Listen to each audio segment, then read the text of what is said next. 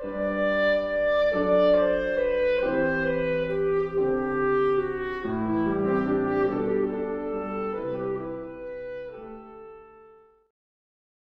just take note of the sense of physical space just in the room where you are. Just sense into the body being present in the room.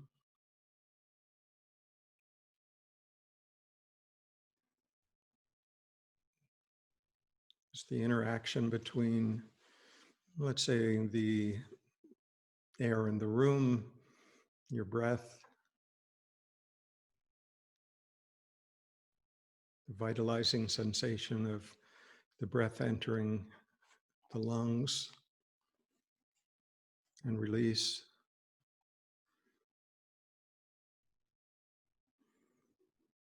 And just sense into the movement of the body with the breath.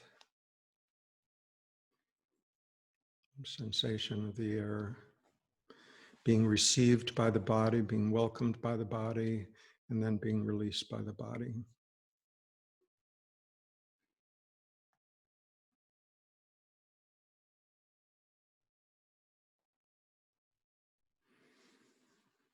And just sense into any other physical sensations of the body, maybe the sense of sitting in the chair or on the cushion.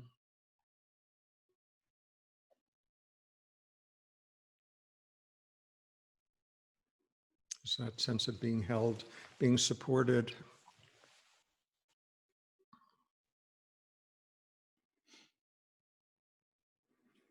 Might sense into the temperature of the room on our skin.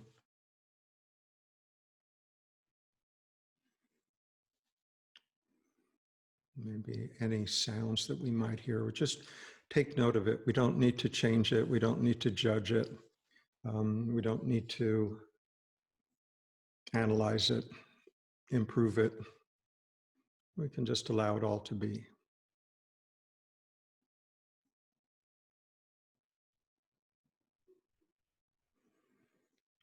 You can also check in to the internal aspect of our body.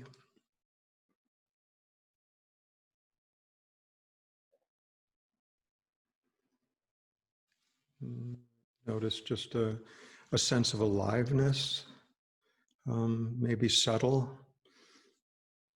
maybe feel some subtle, I don't know, energetic movement, maybe a little tingling, a little, just a sensation that, without checking on our hands or feet, we know that they're still there.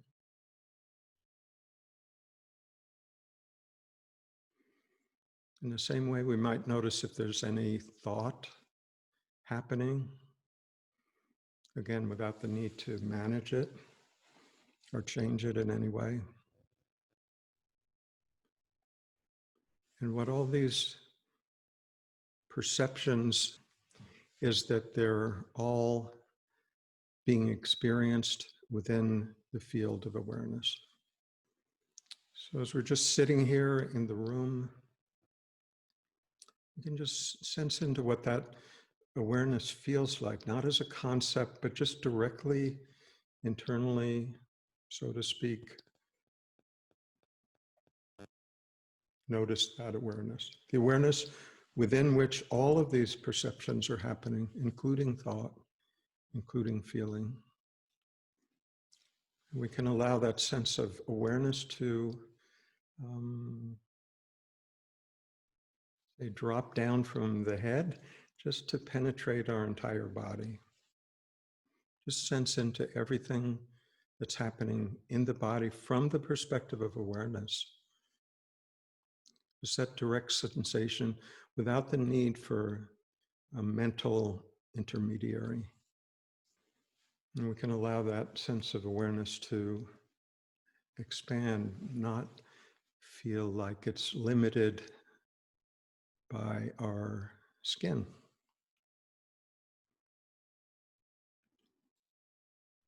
So we're not talking about biology here, we're not talking about belief or theology here, just a direct sensing into what this presence, awareness. You could even call it just plain noticing.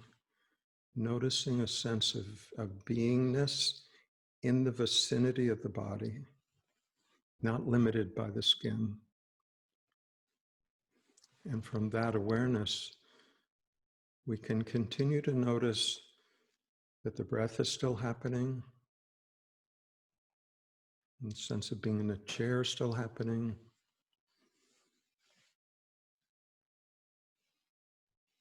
Sense of being in the room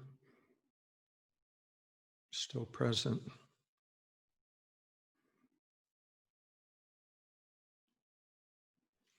There's a sense of, from awareness, witnessing all of these perceptions or arisings within the field of awareness.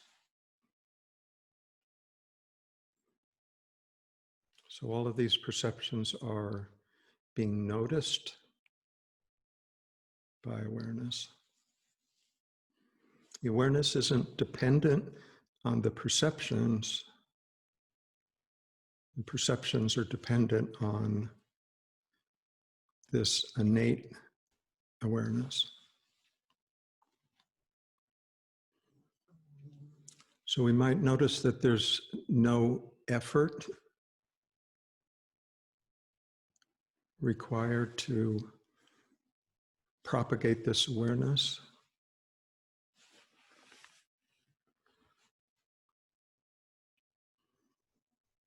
We don't have to conjure up or imagine the awareness. When we slow down enough to just simply notice its presence, it's already there. It's already there before we go looking for it. It's already there without the mind having to think about it. It's actually what watches the mind go through its gymnastics.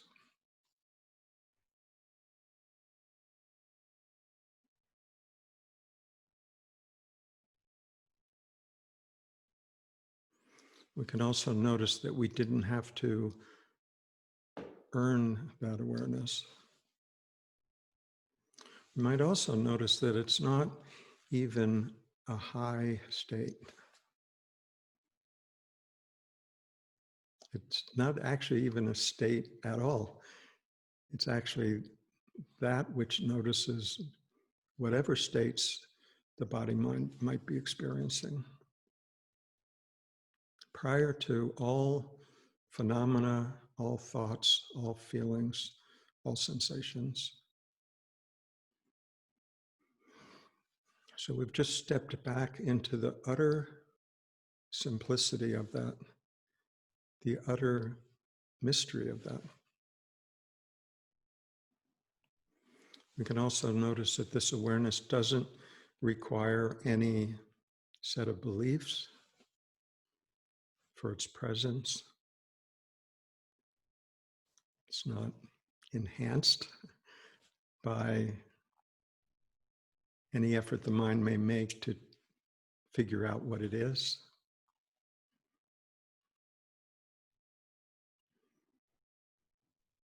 The awareness will be present for every effort the mind makes to try to understand it, which it won't be able to do ever. So the invitation is just to relax in that state that's already present, already fully functioning.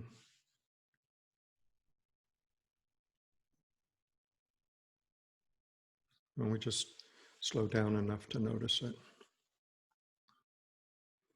It's actually the purpose of going in through the physical sensations rather than trying to access it too quickly.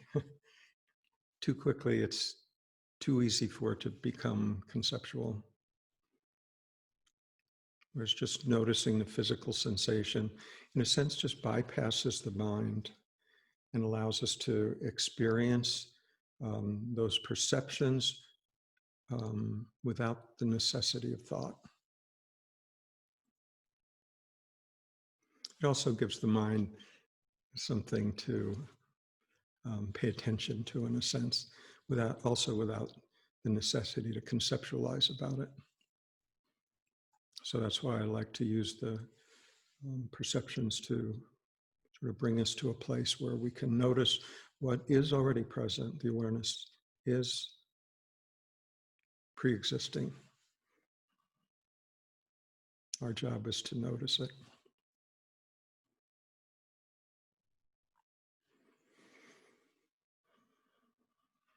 Okay, good. Everybody here? What I thought we could talk about tonight is awareness and spirit. You know, in some ways, they're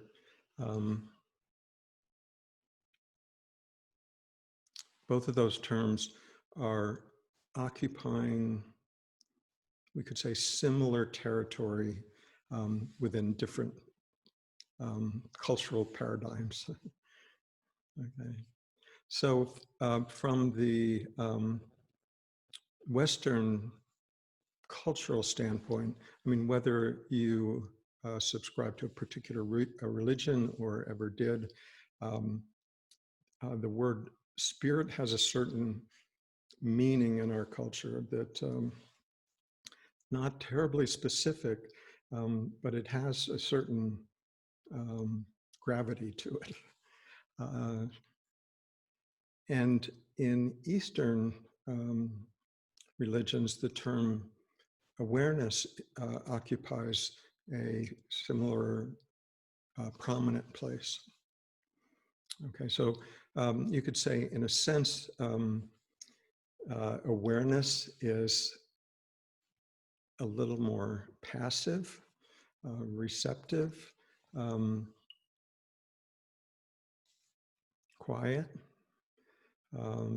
Spirit, as it's often interpreted, and I'm not talking about any specific theological terminology here. I'm not qualified to do that. I'm just talking about the sense of it culturally in Western culture. It's been influenced, of course, by Western religions. But the sense of it is that spirit is a bit more active, right? That it's not necessarily always present. It's present under certain circumstances, and that it's often seen as sort of the vital force, you know, life-giving aspect of the divine. It's what enlivens these bodies. And in a sense, awareness is seen in exactly the same way, that it is what enlivens these bodies. It's not other than awareness. So it's, I find it interesting to sometimes go back and look at the root of a particular word, because it gives us some clue about you know, what that original source meaning was, plus how it evolved over time. So in Latin, the language of the Roman Catholic Church, the word for spirit was spiritus, which besides having that sense of enlivening these bodies, also is associated with breath, right? Like the inspiring, breathing in. So in Latin, the term spiritus, but it's interesting where that term sort of migrated from the Hebrew. This is just sort of an interesting aside, but in the Hebrew, the word, the equivalent word, has a feminine gender.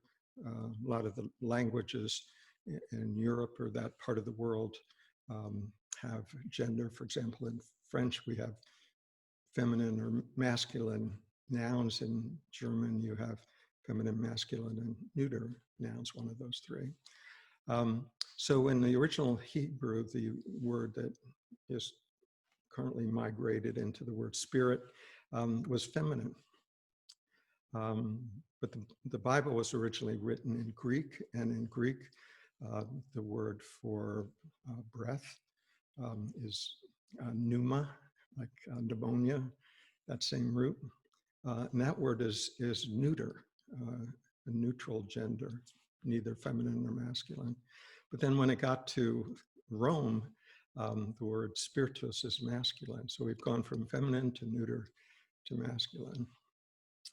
So I found that an interesting transition where we, the Christian concept of Trinity with the Godhead and a masculine Son, manifesting principle, and originally a feminine spirit, sort of balanced in that way. And then we ended up with Father, Son, and a masculine Holy Spirit, three male manifestations of the one divine.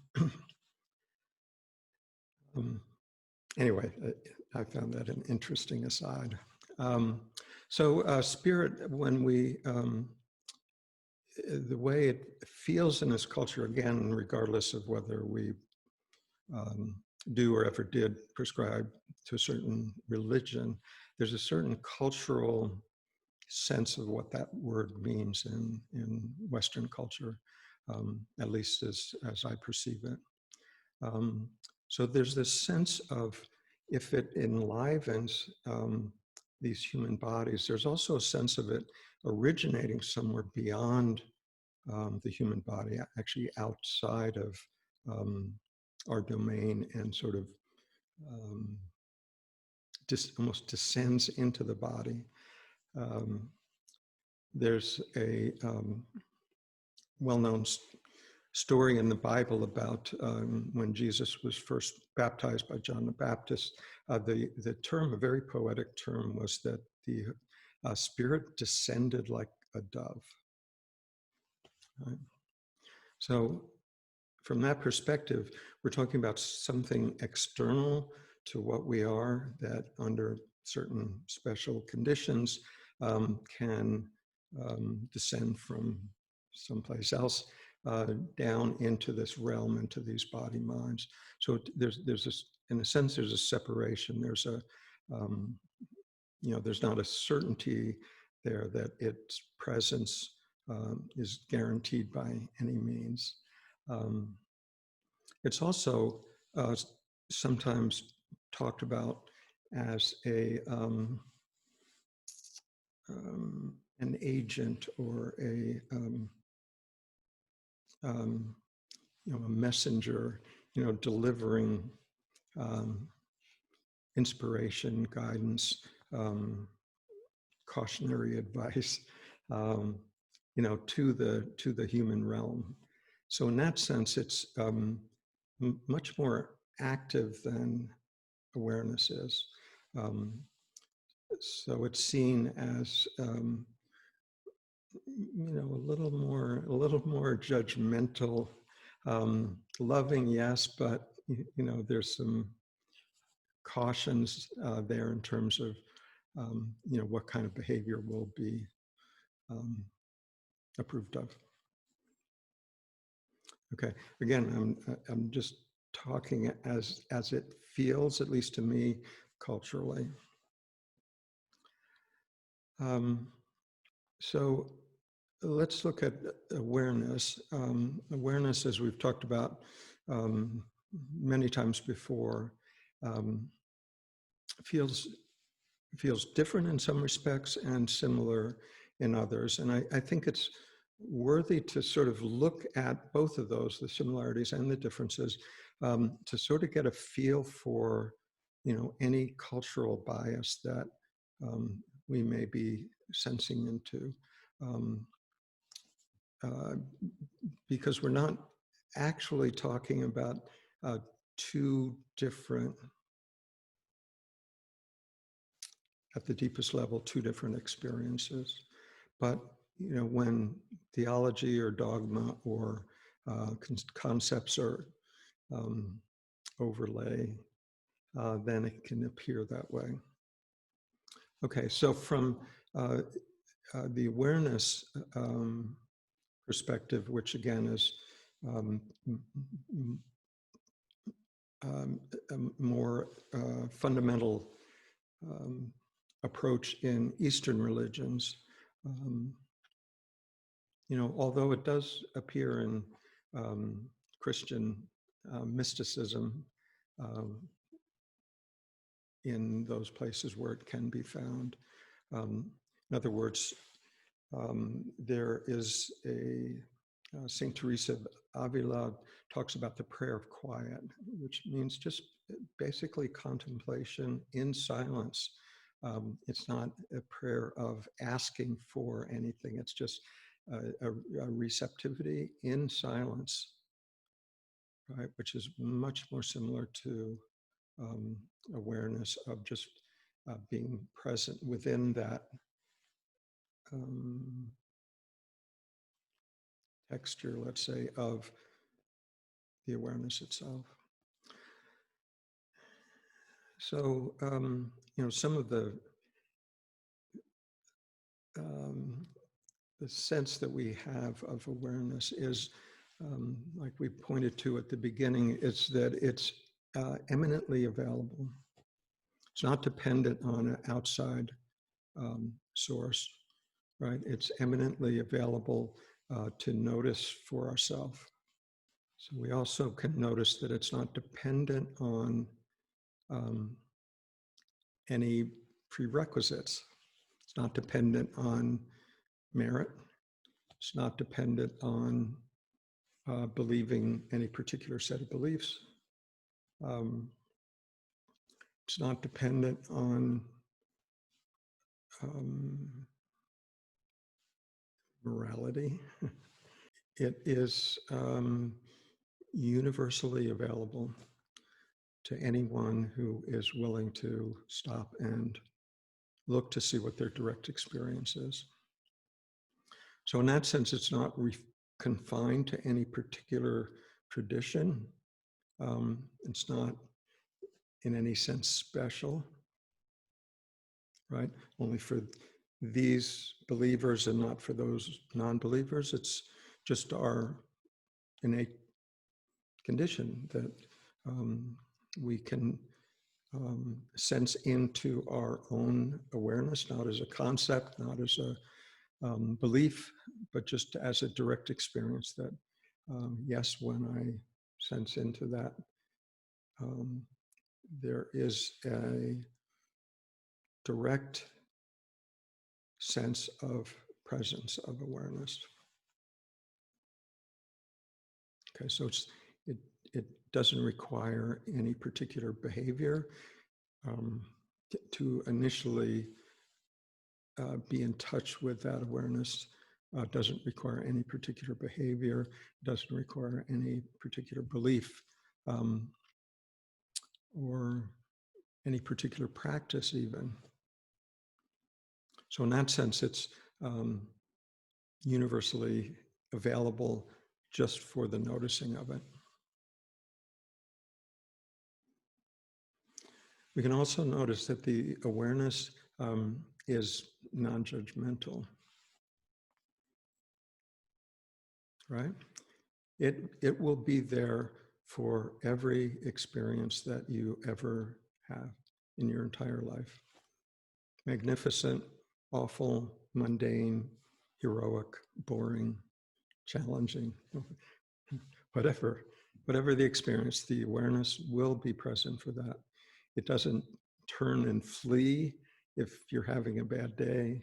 It doesn't abandon you if your mind is busy. It notices that also. Actually, the only thing that could notice a busy mind is something that's not busy. Something that's inherently quiet is the only thing that can notice busyness, right? Right.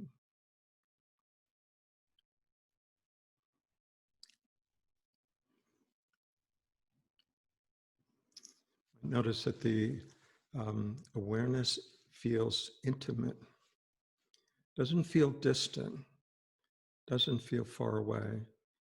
And I know when we may first encounter it or first suspect the presence of it, or even when we first hear about it conceptually, it can feel a little bit like, well, I'm here, and then awareness is over there. And sometimes I get to go visit awareness, but then I always come back here. So I know it can feel like that for a while, that awareness isn't quite as intimate as I'm suggesting that it is. But the more we investigate it, the more we allow ourselves to visit often, and yet not try to remain in any particular state. Okay, by that I mean, if we insist that the awareness only look spacious and expanded and peaceful, we're putting a demand on it that will result in us feeling like sometimes it's there and sometimes it's not. We feel like, I'm aware when everything looks like I think it should look, and I'm not aware, I've lost it somehow when things look a little chaotic or, not what I want a spiritual experience to be. Right? When we give up that idea of putting that demand on our experience, awareness is free to move, sometimes spacious and expanded, sometimes doing some task intently or enjoying some hobby or watching a movie, and sometimes contracted in conflicted thought or feelings, etc. So awareness actually doesn't have a problem moving in all of those states freely, back and forth. It's only our insistence that it only look like expanded and wonderful that causes us to feel like we've lost something when it looks mundane and ordinary, right? If we drop that requirement, that imposition on awareness, then it flows naturally. It has a movement of its own, a life of its own. It will move to, it just moves. It just moves. And it's only the mind that tries to control that. And I understand for a while there is some benefit in trying to control the activity of the mind. I mean, one of the benefits of concentration, styles of meditation, like counting your breaths, doing a mantra, reciting a meaningful word, a centering prayer, etc. Those practices can help to settle the mind down. But more and more my suggestion is to allow that awareness to be with whatever arises. And when we sort of refrain from trying to control the mind tends to settle down. As long as we're fascinated by the content of the mind will remain active. Yeah? For or against doesn't matter. As long as we're fascinated with the content of mind, the mind will remain active. It's only when we see that the end of the rainbow won't be found in mental conceptions, and we just cease to keep hoping that it will be, that the mind settles down. Gradually, sure, it's had a lot of momentum behind it. It's like, stopping a 100-car freight train. It just takes a little time. There's a lot of momentum behind it, but it will happen. It will slow down when we're not fascinated by it. And if we're not fascinated by it, even the arising of thought periodically isn't actually a problem. It's just thought. Okay. You might also sense that this awareness is almost a curiosity, curious to see what these body minds are going to do next. It's not just a dull awareness present. I know the word can somehow seem a bit tedious at times, but that sense of aliveness, of not actually knowing what will happen next, what these body minds will encounter next, experience next, think of next, be challenged by next.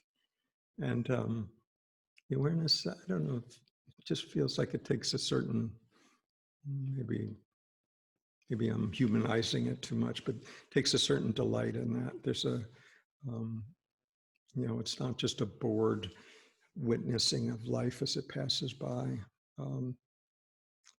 It's actually, seems like there's a joy there, a joy in being present for the unfolding of this entire manifestation. Right. Okay, so there's between spirit and awareness, and there's some essential differences. We can talk about those first. One of the differences is that awareness feels closer to home, closer here, right? Eminently available there every time we slow down enough to notice it. Where spirit feels like it's a little more distant. Feels like it's a little more subject to a judgment of how we're doing, whether we'll receive that benediction, let's say. There is, with the idea of spirit, there's certainly a sense of love and presence and joy. But there's also a little more of a directive in terms of how to behave, how to think, how to worship, in order to sort of entice spirit your way, sort of induce its presence here. So there's a bit of a, feels like there's a bit more of a carrot and a stick at work. It's a bit more interactive in a sense. You can imagine having a conversation with spirit. Right? Awareness, you're not going to have a conversation with awareness. I mean, only conceptually would that even be possible. The awareness, whatever conversation you might imagine in your mind, the awareness would be present to witness that also, but wouldn't be a participant in it, would be present for that imagined interaction. And we can imagine praying for, requesting, asking for spirit to descend into our human form. With awareness, I guess we could say the same thing as a general intention, but to ask that it enter our being, our consciousness, would be to deny its presence in the moment, because it already is intimately present. There's a sense of spirit being something other than what we are, right? Descending from above, we're down here, even though it's what enlivens us, there's some other interactive quality to it. Whereas awareness, when we catch on to it, we see that it is not only imminently available, but it's actually what we essentially are. So there's not even a hair's breadth of separation between us and awareness itself. It is our essence. It is what's actually experiencing this life in total. And I know we've all been taught that the awareness is being generated by our brain, but there's actually no scientific proof of that at all. It's an assumption, right? That awareness is generated from these brain cells. And the assumption goes something like this. The brain exists, thinking happens in the brain. We are aware of the thinking, therefore the brain generates awareness. That's sort of the gross flow of logic there. Fallacy is in the fourth phrase, which is therefore because the brain is thinking and we're aware of the thinking, that the awareness must be generated by the brain. So that last phrase assumes that whatever generates the thinking must be the same thing as the awareness. But thinking certainly requires awareness, right? Without awareness, we wouldn't be aware of thought or not. Or awareness doesn't require thought. It's possible to be aware without thought, the presence of thought. Therefore, awareness isn't dependent on thought at all. The other thing about awareness is that when we first encounter it, it can feel local. It can feel like, well, it's present here. I can sense it here in this vicinity.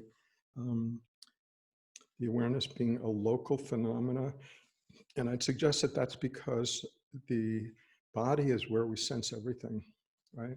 Just the ability of the body to sense into our environment, our thoughts, etc., our feelings.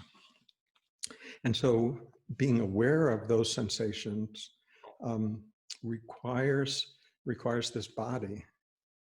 And so therefore we assume that the awareness is in the vicinity of this body. But when we really sense into it more deeply, we can recognize even from just a observational standpoint that everybody walking around is also aware. They're aware of their surroundings in the same way we are. So the only question is whether their awareness is different than this awareness, right? So as we sense into that more and more, we come to the actually quite startling realization that the awareness that seems so intimate and so personal turns out not to be personal. By that, I don't mean that it's impersonal to what we are. It means more that what we are is not limited to this individual body-mind. What we actually are is awareness that is undifferentiated throughout existence. Right? That awareness is sensed here in this body to have this experience. It's sensed in your body to have the experience in life that you have. Same awareness, though. So in that sense, it is both intimate, because it's still what we are. It's not that the awareness that feels impersonal is actually originates from outside of what we are. We just come to realize what the really true nature of that awareness that's innate to what we are really is, right? It's not limited to just this body-mind. Okay, compared to spirit, which feels like it is outside somehow of this body-mind, sometimes requiring an intermediary to access it, interpret it. Maybe a theological structure to access it in some way.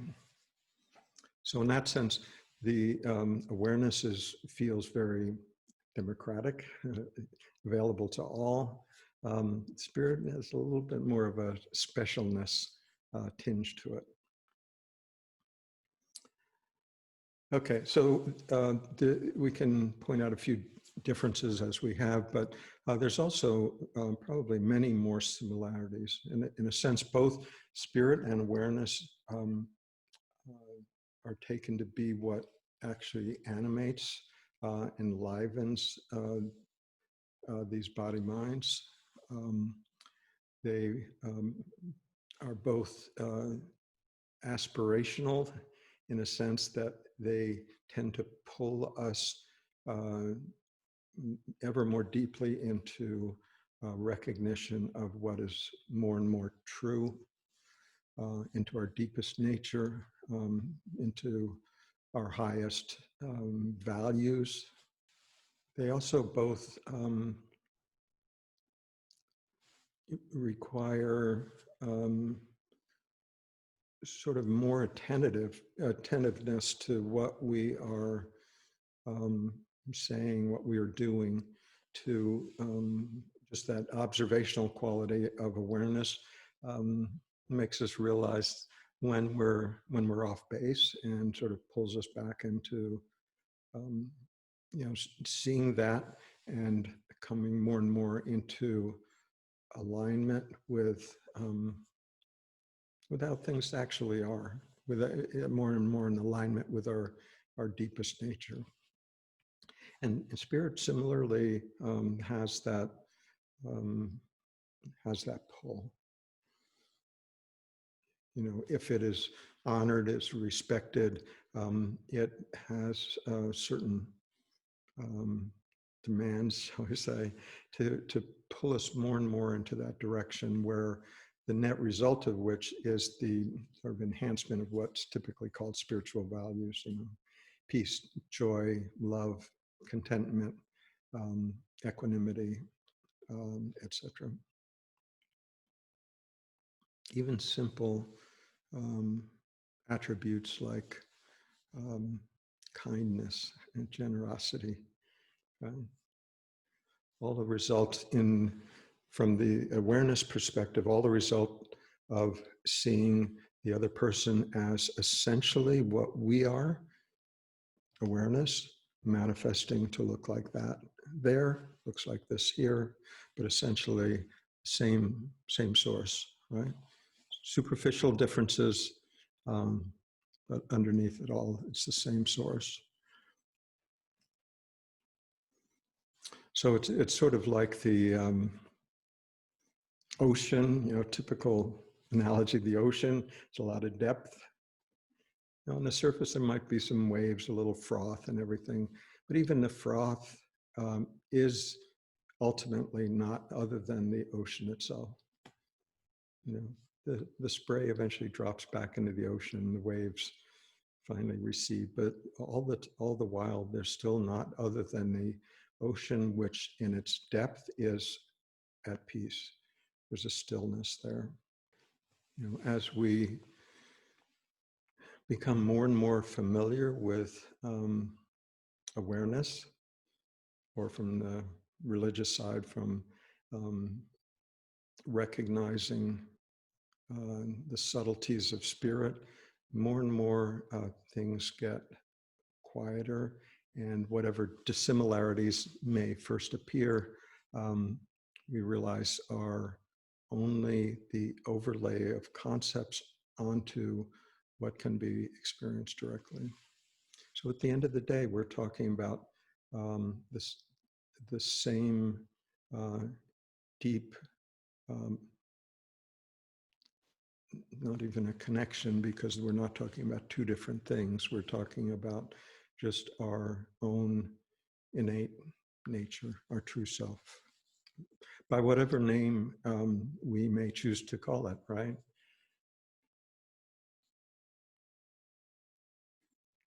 Right? We can call it awareness, we can call it Buddha nature, we can call it Christ consciousness, we can call it whatever we want. That's not relevant, actually. What's relevant is the actual direct experience of it. And that is possible. That is possible in this lifetime. It's possible while we still are functioning through these body minds. There's no point in postponing it, right? And the Zen folks are real clear about that the absolute isn't in any way to be differentiated from the manifest.